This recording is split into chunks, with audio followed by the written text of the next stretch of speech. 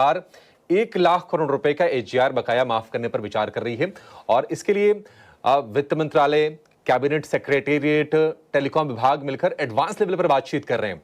तो करीब 1,40,000 करोड़ रुपए के आसपास के ड्यूज हैं और उसमें से मेजॉरिटी जो है वो है वोडाफोन आइडिया का।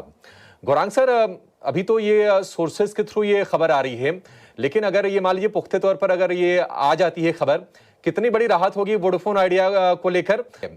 तो क्या करना चाहिए? उछाल पर निकल जाएं या फिर आपको लगता है कि मुश्किलें दूर होंगी कंपनी काफी हद तक? अभिषेक भाई, मेरे ख्याल से आपको पहले तो ये सूत्रों के द्वारा जो खबरें आती है ना अभिषेक भाई, उस पर मुझे बहुत बड़ा संदेह होता है। मैं ये नहीं कहता कि वो हर बार गलत होती है या फिर हर बार आपको एक मौका देती है ट्रेड करने के लिए। मैं ये कहूंगा कि औपचारिक स्तर पर सरकार से या फिर टेलीकॉम मंत्रालय की तरफ से या फिर किसी औपचारिक स्तर पर किसी ऐसी संस्था से या किसी ऐसे व्यक्ति से ये घोषणा आती है, तो मेरे ख्याल से आपको ज्यादा ध्यान देना चाहिए। 1 लाख करोड़ का बकाया ये छोटा आंकड़ा नहीं है अभिषेक भाई।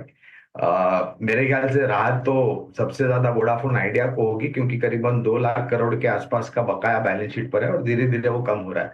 प्रयास चल रहा है 4G से 5G में जाने के लिए वगैरह वगैरह।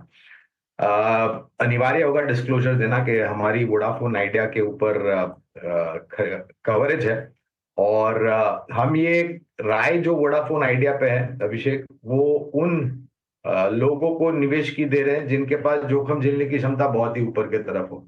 अगर आपके पास और दूसरा कोई विकल्प नहीं है और आप खतरों के खिलाड़ी का खेल खेलना चाहते हैं, देखिए ऐसा नहीं है कि इससे पूर्ण रूप से बैलेंस शीट साफ सुथरी हो जाएगी। दिक्कतें अभी भी रहेगी, लेकिन दिक्कतें जितनी थी उससे शायद थोड़ी बहुत कम हो सकती है अगर वास्तविकता में ये खबर सरकार की तरफ से आती है और औपचारिक स्तर पर इसका ऐलान होता है। तब तक मैं किसी प्रकार की जल्दबाजी करने की तो राय नहीं दूंगा, खबर आ जाने दीजिए। और जैसे मैंने कहा, अगर निवेश है और जोखिम झेलने की क्षमता है तो आप बने रख सकते हैं वोडाफोन आइडिया में।